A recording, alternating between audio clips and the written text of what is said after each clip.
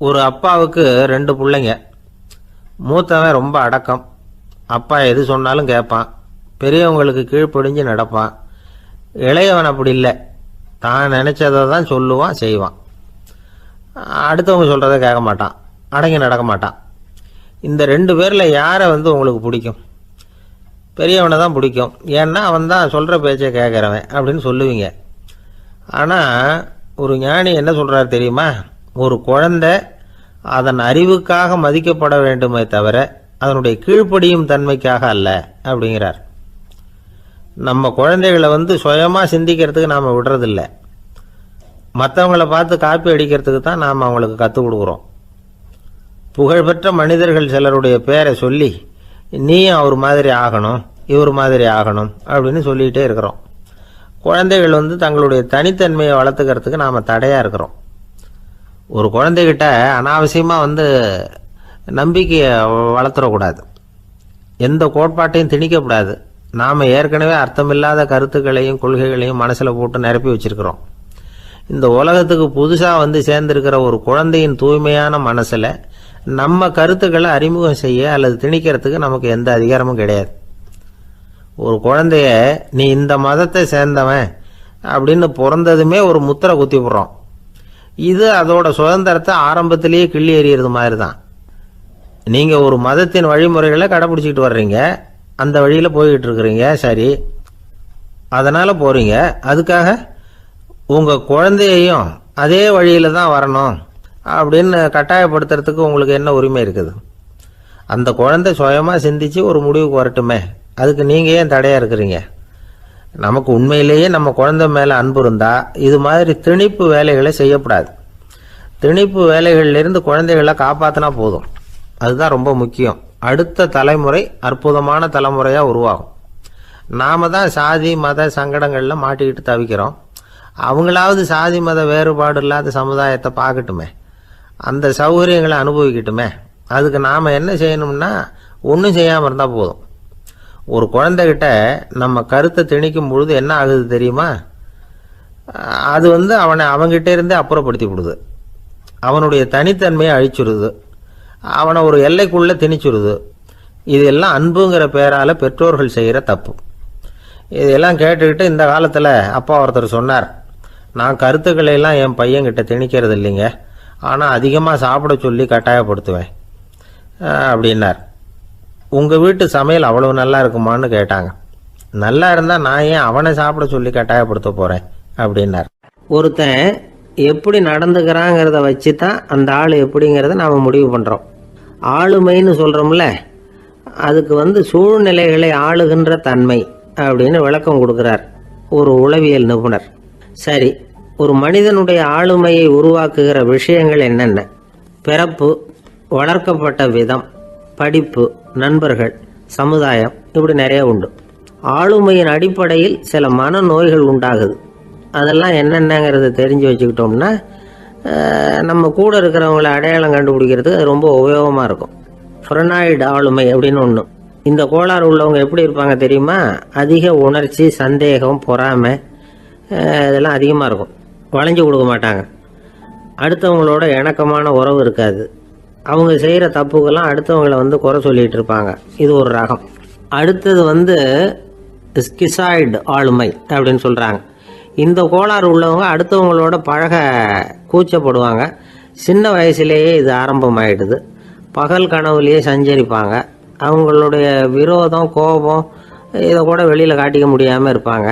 இவங்களுக்கு அகமுகம், பிரச்சனைகள்லேருந்து ஒதுங்கி எதுலேயும் ஈடுபாடு இல்லாதவங்களாக இருப்பாங்க. இப்படி ஒரு ரகம். அடுத்தது சைக்ளோதமிக் ஆளுமை அப்படின்னு சொல்கிறாங்க. அது என்னென்னா உணர்ச்சிகளில் ஏற்றத்தாழ்வு அதிகமாக இருக்குமா. சில சமயம் பார்த்தா மகிழ்ச்சியாக இருப்பாங்க, சில சமயம் சோகமாக உட்காந்துருப்பாங்க. அவங்க மனநிலைக்கு தகுந்த மாதிரி சமூக நிகழ்ச்சிகளில் பங்கெடுத்துக்குவாங்க. இன்னொரு வகை என்னென்னா எண்ணப்பீடிகை ஆளுமை அப்படின்னு பேர் வச்சுருக்கிறாங்க. அதுக்கு இவங்களுக்கெல்லாம் கரெக்டாக இருக்கணும், எல்லாம் சட்டத்திட்டம், இதுலேயும் ஒரு ஒழுங்குமுறை, இப்படி எதிர்பார்க்குற மனோபாவம். இவங்க எதிர்பார்ப்புக்கும் அரண்முறைக்கும் மற்றவங்க கட்டுப்படணும்னு நினைப்பாங்க. இந்த நிலைமை நீடிச்சா என்ன ஆகும் தெரியுமா?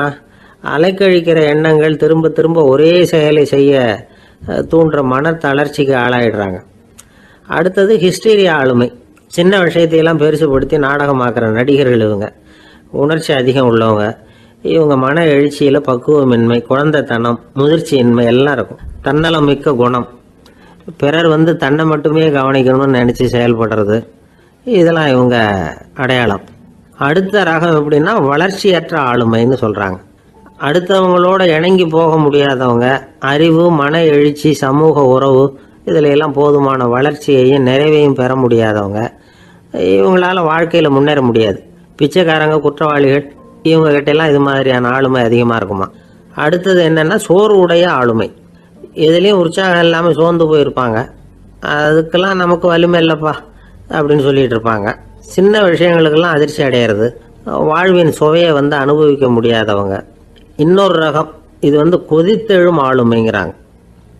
எதுக்கு எடுத்தாலும் ஆத்திரம், குரோதம், வன் செயல் இதுலெல்லாம் ஈடுபாடு இப்படி உள்ளவங்க. நத்தை வகை ஆளுமை அப்படின்னு ஒன்று. அடுத்தவங்க மேலே விரோதம் இருக்கும், அடிக்கணுங்கிற எண்ணம் இருக்கும். ஆனால் அதை அப்படியே வெளியில் காட்டாமல் அதே சமயம் அமைதியான முறையில் வெறுப்பை வெளிக்காட்டுற ரகம். இவங்கெல்லாம் பேசாமல் கம்முன்னு இருந்துக்கிட்டே நினச்சதை நிறைவேற்றிக்கிடுவாங்க. முன்ஜாக்கிரதை ஆளுமை அப்படின்னு ஒரு ரகமாக. பாதுகாப்பின்மை, சந்தேகம், முழுமையின்மை, அறவேக்காட்டுத்தனம் இந்த மனப்போக்கு அதிகமாக இருக்கிறதுனால அகம்பாவம், புடிவாதம், எச்சரிக்கை எல்லாம் அளவுக்கு மீறி இருக்கும். இதுவரைக்கும் நாம் பேசிக்கிட்டு இருந்த ஆளுமை பண்புகள் அளவுக்கு அதிகமாக போயிட்டுதுன்னா ஆளுமை கோளாறுகள் ஏற்படும். அதன் அடிப்படையில் மனவியாதிகள் வருமா. அதனால் இணக்கமான எல்லாரும் விரும்புகிற இயல்பான ஆளுமையை பெறுவதற்கு நாம் முயற்சி செய்யணும் அப்படிங்கிறது மனோதத்துவ நிபுணர்களுடைய ஆலோசனை. ஒருத்தர் ஒரு மனோதத்துவ டாக்டரை தேடிட்டு வந்தாராம். டாக்டர், எனக்கு மனசில் ஏதோ வியாதி, ஆளுமை கோளாறு, அதாவது எனக்கு சீக்கிரமாக செத்து போனால் தேவையில்லைன்னு தோணுது அப்படின்னாராம். உடனே அந்த டாக்டர், சரி அப்படின்னா இங்கேயே இருங்க, நான் வைத்தியம் பார்க்குறேன் அப்படின்னாராம். ஒரு ஏரி ஓரமாக 2 பசங்க நடந்து போய்கிட்டு இருக்கிறாங்க. அதில் ஒருத்தன் பணக்கார வீட்டு பையன், இன்னொருத்தன் ஏழை. இவங்க 2 பேரும் போய்கிட்டு இருக்கிறாங்க. வழியில் ஒரு இடத்துல ஒரு ஜோடி செருப்பு இவங்க கண்ணில் படுது. ஒரு விவசாயி அந்த செருப்பை அங்கே விட்டுட்டு பக்கத்தில் இருந்த ஏரியில் கை காலை கழுவிட்டு இருக்கிறார். உடனே அந்த பணக்கார பையனுக்கு ஒரு ஐடியா.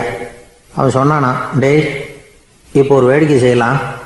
அந்த செருப்பு 2ஐயும் தூக்கி எட்டத்தில் வீசி எரிஞ்சிருவோம். அந்த ஆள் பார்த்துட்டு செருப்பை தேடி அல்லாடுவான், அங்கேயும் இங்கேயும் ஓடுவான், திருன்னு முழிப்பான். அதை பார்த்து நாம் ரசிக்கலாம், நல்ல தமாஷா இருக்கும் அப்படின்ட்டுருக்கான். இப்படி சொல்லிவிட்டு அந்த செருப்புகளை தூக்கத்துக்கு போனானா. கொஞ்சம் பொறு அப்படின்னானா அந்த ஏழை பையன். ஏன்னு கேட்டிருக்கான் அவன். இப்போ அந்த ஏழை பையன் சொன்னானா, நீ சொல்கிறது ஒன்றும் வேடிக்கை கிடையாது. உன்னோட செருப்பு தொலைஞ்சா உன் அப்பா உடனே உனக்கு வேறு செருப்பு வாங்கி கொடுத்துருவார். ஆனால் அந்த ஆளுக்கு இந்த செருப்பு தொலைஞ்சதுன்னா வேறு புதுசாக வாங்கிறதுக்கு வாயையும் வயத்தையும் கட்டி பணத்தை சேர்க்க வேண்டியிருக்கும். அதனால் நான் ஒரு வேடிக்கை சொல்கிறேன், அது மாதிரி செய், அது இன்னமும் தமாஷா இருக்கும் அப்படின்னானா. எப்படி அது சொல்லுன்றிருக்கான் அவன். செருப்பு 2ம் அது இருக்கிற இடத்துலையே இருக்கட்டும். உன் சட்டை பையிலிருந்து ஒரே ஒரு ரூபா நாணயத்தை எடு. அதை அந்த செருப்பு மேலே அதோட குதிகால் பகுதியில் வச்சுட்டு நாம் 2 பேரும் அந்த மரத்துக்கு பின்னாடி ஓடி போய் மறைஞ்சு நின்றுக்குவோம். அப்புறம் பாரு வேடிக்கையே அப்படின்னா. அதே மாதிரி ரூபா காசு செருப்பு மேலே வச்சுட்டு இவங்க 2 பேரும் மறைஞ்சு நின்றுக்கிட்டாங்க. கொஞ்ச நேரத்தில் அந்த விவசாயி வந்தார். காலில் உள்ள மண்ணை தட்டிவிட்டு செருப்பை மாட்டுறதுக்காக போனார். அங்கேருந்து காசு கண்ணில் போட்டுவிட்டுது. அவருக்கு ஆச்சரியமாக போச்சு. அதை கையில் எடுத்து பார்க்குறார். 4 பக்கமும் திரும்பி திரும்பி பார்க்குறார், யார் இதை வச்சுருப்பான்னு. கடைசியில் ஆகாயத்தை பார்க்குறார். ஆண்டவா, இது உன்னோட கருணை தான். நீ தான் யாரோ புண்ணியவான் மனசில் தர்மம் பண்ணுற எண்ணத்தை உண்டாக்கி இருக்கிற. அந்த புண்ணியவான் நல்லா இருக்கணும் அப்படின்னு வாழ்த்தி அந்த காசை கண்ணில் ஊற்றிக்கிட்டாரான். மறைஞ்சிருந்து பார்த்துக்கிட்டு இருந்த ஏழை பையன் இப்படி சொன்னான், பாத்தியா, உன்னை புண்ணியவான்னு வாழ்த்திக்கிட்டு போகிறார் அந்த ஆள். அவருக்கும் சந்தோஷம், அதை பார்த்து நமக்கும் சந்தோஷம். உனக்கு ரூபாங்கிறது ஒரு பெரிய விஷயம் இல்லை, ஆனால் அதனால் நமக்கு கிடைச்சிருக்கிற மகிழ்ச்சி ரொம்ப உயர்வானது அப்படின்னு நானா. வேடிக்கையும் கிண்டலும் இது மாதிரி அடுத்தவங்களுக்கு இடைஞ்சலாக இல்லாமல் இருக்கணும் அப்படிங்கிறார் கலைவாணர். ஆனால் பாருங்கள், அவருக்கே இடைஞ்சலாக வர்ற விஷயங்களை கூட அவர் வேடிக்கையாக தான் எடுத்துக்கிட்டாராம்.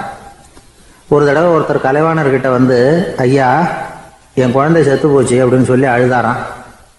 உடனே இவர் அவருக்கு 100 ரூபா பணத்தை கொடுத்து, இந்தாங்க அடக்கம் செய்யுங்க அப்படின்னு சொல்லி அனுப்பி வச்சாராம். 1 வருஷம் கழித்து மறுபடியும் அதே ஆள் வந்திருக்கார்.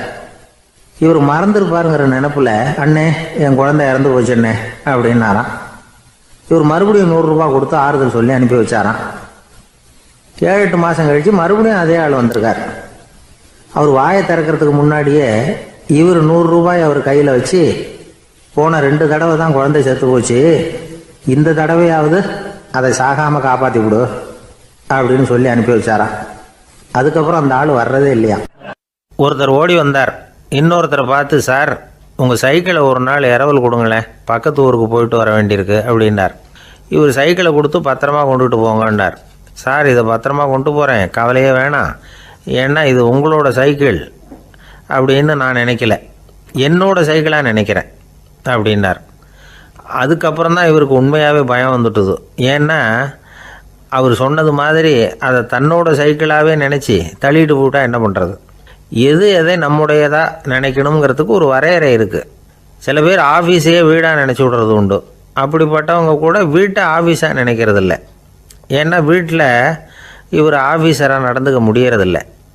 இதெல்லாம் ஒரு பக்கம் இருக்கட்டும். இப்போ விஷயத்துக்கு வருவோம். பொறியியல் மேதை டாக்டர் விஸ்வேஸ்வரய்யா இருந்தார் இல்லையா, பாரத ரத்னா விருதெல்லாம் கொடுத்தாங்களே. ஆஃபீஸ் வேலை வேறு, சொந்த வேலை வேறு அப்படிங்கிறதுக்கு ஒரு உதாரணமாக இருந்தவர் அவர். மைசூர் மகாராஜா கிட்ட திவானாக இருந்தார். அவர் ஒரு நாள் அரசாங்க வேலை காரணமாக வெளியூர் போயிருந்தார்.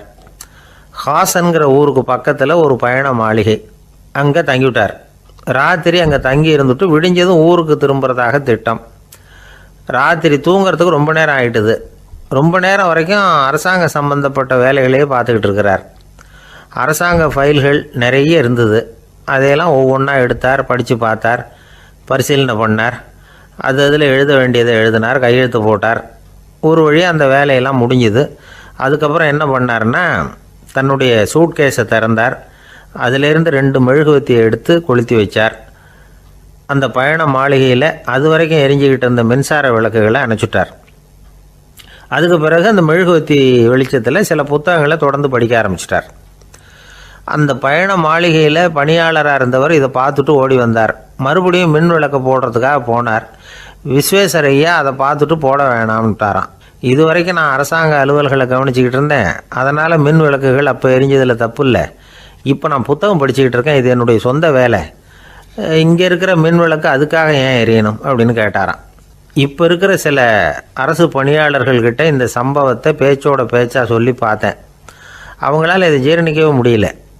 நேர்மை தேவை தான் சார், அதுக்காக அவ்வளவு தூரத்துக்கு அது தேவையா அப்படிங்கிறாங்க. விஸ்வேஸ்வரய்யா அப்படி பண்ணினது தான் ஒரு நேர்மையாளர் அப்படின்னு இந்த உலகத்துக்கு நிரூபிக்கணுங்கிறதுக்காக இல்லை. தான் அப்படி நடந்து காட்டினா தன்னை சுற்றி இருக்கிறவங்களும் அதை கேள்விப்படுறவங்களும் முடிஞ்ச அளவுக்கு பொது வாழ்க்கையில், அரசு பணியில் நேர்மையை கடைபிடிக்க முயற்சி பண்ணலாமே அப்படிங்கிறதுக்காகத்தான். இப்போவும் சில பேர் இருக்கிறாங்க, இவங்க ஆஃபீஸ் வேறு வீடு வேறேன்னு நினைக்கிறதில்ல, அவ்வளோ உரிமை. ஒருத்தர் அப்படி தான், அவருக்கு அவசரமாக 5000 ரூபா தேவைப்பட்டது. ஆஃபீஸு பணத்தை எடுத்துக்கிட்டார். அந்த நேரம் பார்த்து ஆடிட் வந்துட்டுது, ஆப்பிட்டுக்கிட்டார். விசாரணை நடக்குது.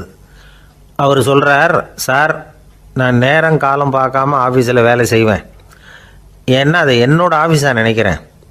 அவசரத்துக்கு அந்த பணத்தை எடுத்தேன், மறுபடியும் வச்சுடலாம்னு தான் இருந்தேன், அதுக்குள்ளே இப்படி ஆகிட்டுது. நீங்கள் என்ன நினச்சாலும் சரி, நான் ஆஃபீஸ் வேறு வீடு வேறு அப்படின்னு நினைக்கிறதில்ல, அது என்னோடய சுபாவம் அப்படின்னார். விசாரணை பண்ணவர் தீர்ப்பு வழங்கினார். உங்கள் சுபாவத்துக்கு மதிப்பு கொடுத்து நானும் தீர்ப்பு வழங்குறேன். நீங்கள் கொஞ்ச நாள் ஜெயிலில் இருந்துட்டு வாங்க, அது உங்களுக்கு கஷ்டமாக இருக்காதுன்னு நினைக்கிறேன். ஏன்னா அங்கே போனாலும் நீங்கள் உங்கள் சுபாவப்படி வீடு வேறு ஜெயில் வேறேன்னு நினைக்க மாட்டீங்க அப்படின்னாராம். 2 பேர் சுவாரஸ்யமாக பேசிகிட்டு இருக்கிறப்போ குறுக்க புகுந்து தொந்தரவு பண்ணுறதுக்குன்னே சில பேர் இருப்பாங்க. அது ரொம்ப இடைஞ்சலாக இருக்கும். இதே மாதிரி மின்காந்தம் கூட குறுக்க புகுந்து தொந்தரவு பண்ணும். கடைசியில் அது ஒரு பெரிய இடைஞ்சலில் கொண்டாந்து விட்டுரும். சில வீடுகளில் கேபிள் கனெக்ஷன் இல்லாமல் சில தனியார் டிவி காட்சிகள் தெரியும். அதுக்கு என்ன காரணம்னா இந்த மின்காந்த குறுக்கீடு தான் காரணம். இதைத்தான் சுருக்கமாக EMI அப்படின்னு சொல்கிறாங்க. அதாவது எலக்ட்ரோ மேக்னெட்டிக் இன்டர்ஃபியரன்ஸ். இது ஏற்படக்கூடிய இடங்கள் எது எதுன்னு எடுத்துக்கிட்டால் அது ஒரு பெரிய பட்டியலாகவே போயிடும்.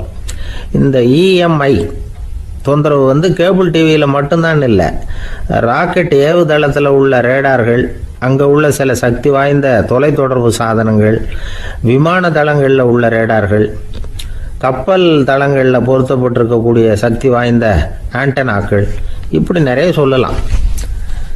காவல் நிலையங்களில் பயன்படுத்தப்படுகிற வயர்லெஸ் தொடர்பு சாதனங்கள் கூட ஓரளவுக்கு இந்த மின்காந்த அலைகளை வந்து வெளியிடும்.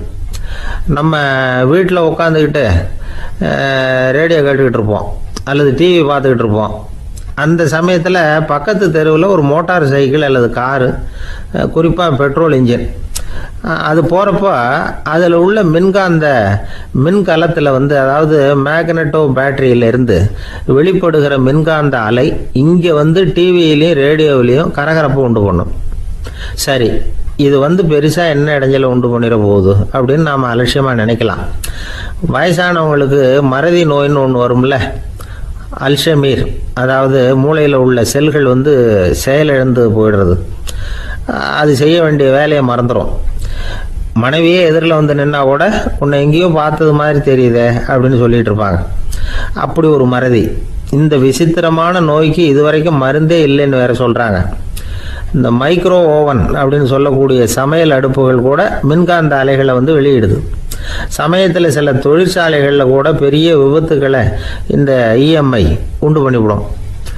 இதை பற்றி தீவிரமாக சிந்திக்க ஆரம்பித்ததே ஒரு விபத்துக்கு பிறகு தான். அமெரிக்காவுக்கும் வியட்நாமுக்கும் இடையில போர் நடந்தது.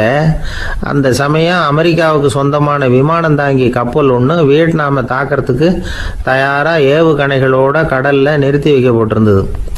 தற்செயலாக அந்த பகுதியில் கப்பல் தொலைத்தொடர்பு பகுதிக்கு அருகில் ஊடுருவிய இந்த சக்தி வாய்ந்த ரேடியோ அலைகள் ஏவுகணையில் இருந்த மின்னணு சர்க்கியூட்டை பூர்த்தி செஞ்சு வச்சுட்டுது. அவ்வளவுதான், ஏவுகணை அங்கேயே வெடித்து சிதறி போச்சு. 130 பேர் அந்த இடத்துலயே உடல் கருகி செத்து போட்டாங்க. ஏகப்பட்ட பொருள்கள் நாசம். இந்த விபத்துக்கான காரணம் என்னங்கிறத உடனடியாக யாராலையும் கண்டுபிடிக்க முடியல. ரொம்பவும் கடுமையாக முயற்சி பண்ணி கடைசியாக கண்டுபிடிச்சாங்க, இது வந்து இந்த இஎம்ஐ வேலை தான் அப்படின்னு. மின்னணு தொலைபேசிகள் இருக்கு, இதில் பேசும்பொழுது நம்ம காதை வந்து, அதாவது செவியை வந்து ஊடுருவக்கூடிய மின்காந்த அலையானது மூளைக்கு போய் அங்கே மூளை கட்டிகளை உருவாக்க ஊக்கம் கொடுக்குது அப்படின்னு வேற கண்டுபிடிச்சிருக்கிறாங்க. இந்த இஎம்ஐ ரொம்ப குறைஞ்ச மின்காந்த அழுத்தத்தில் நமக்கு எந்த பாதிப்பையும் ஏற்படுத்துறதில்லை. மின்காந்த அலைகள் அழுத்தத்தோடு இருக்கிற இடங்களில் ரொம்ப நேரம் இருந்தோம்னா நம்ம உடம்பின் வெப்பநிலை 2 டிகிரி செல்சியஸ் வரைக்கும் அதிகரிக்குதாம். அதனால் வெப்பநிலையை வந்து சீராக்கிறதுக்கு இதய துடிப்பும் வந்து அதிகரிக்குது. இப்படிலாம் கண்டுபிடிச்சிருக்கிறாங்க. இப்போல்லாம் இந்த மின்காந்த குறுக்கீடுகளை தடுக்கிறது எப்படி அப்படின்னு விஞ்ஞானிகள் யோசனை செய்ய ஆரம்பிச்சிருக்கிறாங்க. இந்த விஷயத்தில் அலட்சியமாக இருந்தோம்னா எதிர்காலத்தில் நிறைய பேருக்கு இந்த ஞாபக மறதி நோய் வந்துடும். அப்புறம் அது ரொம்ப கஷ்டமாக போயிடும். ஒரு குடும்ப தலைவர் தன் மனைவியை பார்த்து, யார் நீ, உன்னை எங்கேயோ பார்த்தது மாதிரி இருக்குதே அப்படின்னு சொல்லிட்டு இருந்தார். உடனடியாக அவரை போய் பார்த்தேன்.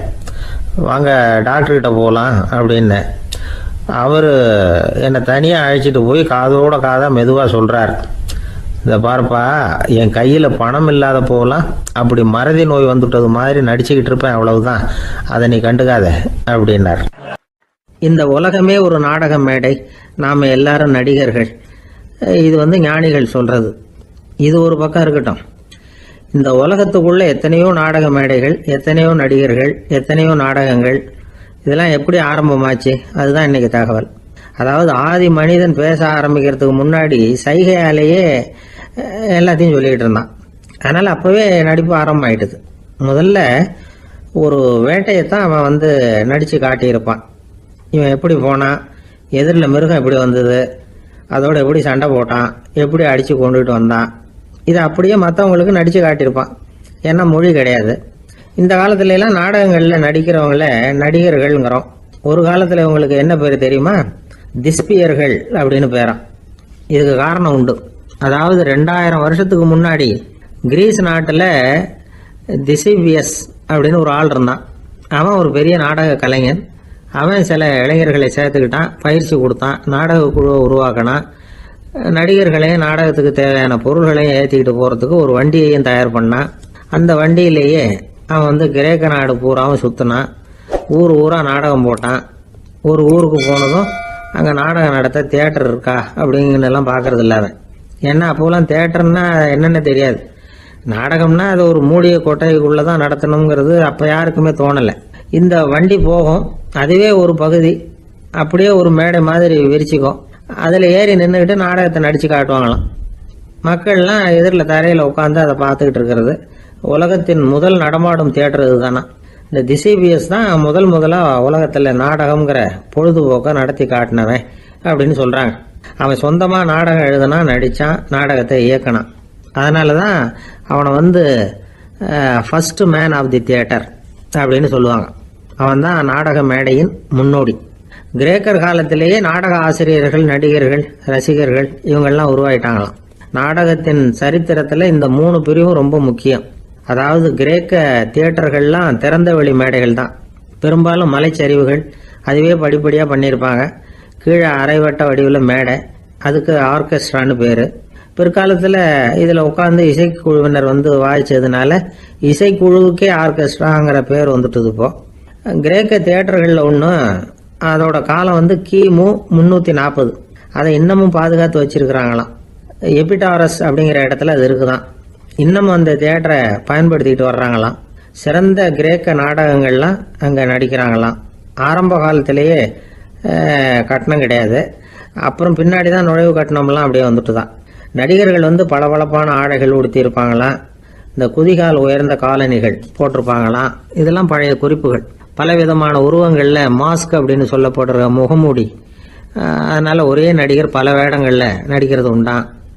ஆரம்பத்தில் பெண் நடிகர்கள் கிடையாது, எல்லாம் ஆண் நடிகர்கள் தான். ரோமானியர்கள் தான் முதல் நிரந்தர நாடக மேடையை கட்டினவங்க. அதுதான் முதல் தியேட்டர். கிமு 1048 காலகட்டத்தில் பாம்பிங்கிற நகரத்தில் அதை கட்டியிருக்கிறாங்களாம். கிரேக்க ரோமானிய தியேட்டர்களின் அடிப்படையிலேயே இந்த இத்தாலிய வடிவ அமைப்பாளர்கள் இந்த குதிரை லாட வடிவில் ஒரு ஆடிட்டோரியத்தை உருவாக்கினாங்களாம். இப்படி அதை பற்றி நிறைய தகவல் இருக்குது. 1576 லண்டனில் இந்த வின்ஸ்பர்ரி, அப்புறம் இந்த பில்ட்ஸில், அப்புறம் ஜேம்ஸ் இப்படிங்கிற ஒரு முயற்சியால் தான் இங்கிலாந்தில் முதல் தியேட்டர் உருவாச்சான். அப்படி ஒருத்தர் இருந்தாராம். உலக நாடக மேடையின் வரலாறு இதுதான். அதாவது இப்பெல்லாம் அறிவியல் வளர்ச்சி அதிகமாயிட்டுது. திரைப்படம், தொலைக்காட்சி எல்லாம் வந்தாச்சு. ஒவ்வொரு வீடுமே ஒரு குட்டி தியேட்டர் மாதிரி ஆயிட்டுது. தொலைக்காட்சி முன்னாடி உட்காந்து எழுந்திருக்கவே மனசு வர்றதில்லை. ஒரு அம்மா ஒரு மனோதத்துவ டாக்டரை தேடிட்டு வந்தாங்களாம் இந்த காலத்தில். டாக்டர், எங்கள் வீட்டுக்காரர் எப்போ பார்த்தாலும் டிவி முன்னாடி உட்காந்துக்கிட்டு அதையே வெறிச்சு பார்த்துக்கிட்டு இருக்கிறார், உத்து பார்த்துக்கிட்டு இருக்கார், எனக்கு சந்தேகமாக இருக்குன்னாங்களாம். இது மனக்கோளாறு இல்லைங்க, ஆர்வ கோளாறு, அவ்வளவுதான், இதுக்காக பயப்படாதீங்கன்னாராம் டாக்டர். அப்படி இல்லை டாக்டர், டிவி ஓடும் பொழுது நாம் எல்லாம் அதை பார்க்குறோம் சரி, ஆனால் அவர் அப்படி இல்லை, டிவியை நிறுத்தினதுக்கு அப்புறமும் அதையே உத்து பார்த்துட்டு உட்காந்துருக்கிறார், அதனால தான் சந்தேகப்பட்டு உங்ககிட்ட வந்தேன் அப்படின்னாங்களாம். ஒருத்தர் ரொம்ப அவசரமாக போயிட்டு இருந்தார். எங்கே சார் போகிறீங்கன்னு கேட்டோம். எனக்கு வேண்டியப்பட்ட ஒருத்தருக்கு குழந்தை பிறந்திருக்கிறதாக செய்தி வந்திருக்கு, அதுதான் ஆஸ்பத்திரிக்கு போயிட்டுருக்கேன், பார்த்துட்டு வரலாம்னு அப்படின்னார். அப்படின்னா கொஞ்சம் இப்படி உட்காருங்க அப்படின்னோம். சில விவரமெல்லாம் சொல்கிறேன், கேட்டுட்டு போங்க அப்படின்னோம். உட்காந்தார். அப்புறம் சொல்ல ஆரம்பித்தோம். புதுசாக பிறந்திருக்கிற ஒரு குழந்தைய பார்க்க போகிறதுன்னா அது சாதாரண விஷயம் இல்லை, அதில் ரொம்பவும் கவனமாக நடந்துக்கணும். புது குழந்தைக்கு நோய் சுலபமாக தொற்றும், முக்கியமாக காற்று மூலமாக பரவுகிற நோய்கள் சுலபமாக வந்துடும். அதனால் நமக்கு உடம்பு சரியில்லைன்னா குழந்தைய விட்டு கொஞ்சம் தள்ளியே இருக்கிறது தான் நல்லது. பெரியவங்களை பொறுத்த வரைக்கும் சாதாரணமாக உள்ள ஒரு கிருமி கூட குழந்தைய பொறுத்த வரைக்கும் ரொம்ப மோசமான ஒரு கிருமியாக இருக்கும். சில வெளிநாடுகள் எப்படி தெரியுமா, பிறந்த குழந்தை தூங்கிட்டு இருக்கிற ஒரு ரூமுக்கு போகணும்னா போகிறவங்க முகமூடி போட்டுக்கணும், காலணிகளை மாற்றிக்கணும், அவ்வளவு சுத்தமாக உள்ளே போய் பார்த்துட்டு வரணும். பொதுவாக சில ஆஸ்பத்திரிகளில் பார்த்தீங்கன்னா பார்வையாளர்கள் நேரத்தில் விசிட்டிங் ஹவர்ஸ் தாயை விட்டு குழந்தைய தனியாக பிரித்து வச்சுருவாங்க. எதுக்குன்னு நினைக்கிறீங்க? அந்த நேரம் பல பேர் வருவாங்க போவாங்க, அவங்க கை கால் சுத்தமாக இருக்காது. சுத்தம் இல்லாத கைகள் மூலமாக கிருமிகள் பரவும். சுத்தம் இல்லாத கைன்னா மண்ணு தூசி படிஞ்சிருக்கிற கை மட்டும் தான் அர்த்தம் இல்லை. சாலையில் கையை வீசிக்கிட்டு நடந்து வர்றீங்க, குழந்தைய பொறுத்த வரைக்கும் அது கூட சுத்தம் இல்லாத கை தான். தாயை தவிர மற்றவங்க குழந்தைய தூக்காமல் பார்த்துக்கிறது நல்லது. தாய் கூட அளவோட கொஞ்சிறதோட நிறுத்திக்கணும். புதுசாக ஒரு குழந்தைய பெற்றிருக்கிற பொண்ணுக்கிட்ட மற்ற தாய்மார்கள் ஏதாவது சொல்லிக்கிட்டே இருப்பாங்க. குழந்தைய அப்படி வளர்க்கணும், இப்படி வளர்க்கணும் அப்படின்னு ஏதாவது அட்வைஸ் பண்ணிக்கிட்டே இருப்பாங்க. இப்படி ஓவராக அறிவுரை பண்ணுறது அந்த பொண்ணை குழப்பி விட்டுரும். அதனால் அப்படிலாம் பண்ணக்கூடாது. அந்த பெண்ணே ஏதாவது கேட்டால் கூட டாக்டர் சொல்ல வேண்டிய விவரங்களை எல்லாம் நாமே சொல்லிகிட்டு இருக்கக்கூடாது. புதுசாக பிறந்திருக்கிற குழந்தைய மட்டும்தான் இப்படி பார்க்கணும்னு இல்லை. ஒரு நோயாளி குழந்தைய பார்க்க போகிறதுனா கூட ரொம்ப எச்சரிக்கையாக தான் நடந்துக்கணும். ஒரு தின்பண்டமோ விளையாட்டு சாமானோ அந்த குழந்தைக்கு நாம் வாங்கிட்டு போகிறதா வச்சுக்குவோம். அதை நேராக கொண்டுகிட்டு போய் அந்த குழந்தைகிட்டே கொடுக்கக்கூடாது. அதோட அப்பா அம்மா கிட்ட ரகசியமாக கொடுக்கலாம். அவங்க முடிவு பண்ணட்டும் குழந்தைகிட்ட அதை கொடுக்கலாமா வேண்டாமாங்கிறத. அவங்களுக்கு தான் தெரியும் அதோட மனசும் உடம்பும். உங்கள் அக்கறையை காட்டுறதா நினச்சிக்கிட்டு குழந்தை வாயில் எதையும் கொண்டுட்டு போய் போடாதீங்க. போகிறப்போ உங்கள் வீட்டு குழந்தையும் அழைச்சிட்டு போகாதீங்க. இது நோயை வாங்கிட்டு வந்துடும், அல்லது புதுசாக ஒரு நோயை அதுக்கிட்ட கொடுத்துட்டு வந்துடும். என்னதான் உங்களுக்கு பழக்கமான குழந்தையா இருந்தால் கூட அதுக்கு விருப்பம் இல்லைன்னா பேசக்கூடாது. அங்கே போய் அவங்க பள்ளிக்கூடத்தை ஞாபகப்படுத்திகிட்டு இருக்கக்கூடாது. நோயில் இருக்கிறப்ப ஸ்கூலை பற்றி பேச அது விரும்பாது. ஆஸ்பத்திரியை விட்டு வெளியில் புறப்படுறப்போ குழந்தைகிட்ட சொல்லணும்னு அவசியம் இல்லை. அதோட அப்பா அம்மா கிட்ட சொல்லிவிட்டு புறப்பட்டா போதும். குழந்தை கோபிச்சிக்காது. சமூக சம்பிரதாயத்தை பற்றி அது கவலைப்படுறதில்லை. இப்படி எல்லா விவரமும் நம்ம எதிரில் உட்காந்துருந்தவங்க கிட்ட சொல்லி முடித்தோம். ரொம்ப நன்றி சார் அப்படின்னு சொல்லிவிட்டு அவர் புறப்பட்டார். குழந்தைங்க கொஞ்சம் வளர்கிற வரைக்கும் தான் நாம் எச்சரிக்கையாக இருக்கணும்னு இல்லை, வளர்ந்த பிறகு இன்னும் எச்சரிக்கையாக இருக்கணும். ஒரு பையன் பள்ளிக்கூடத்துலேருந்து திரும்பி வீட்டுக்கு வந்தான். முகம் பூரா நகத்தால் கீறி இருந்தது.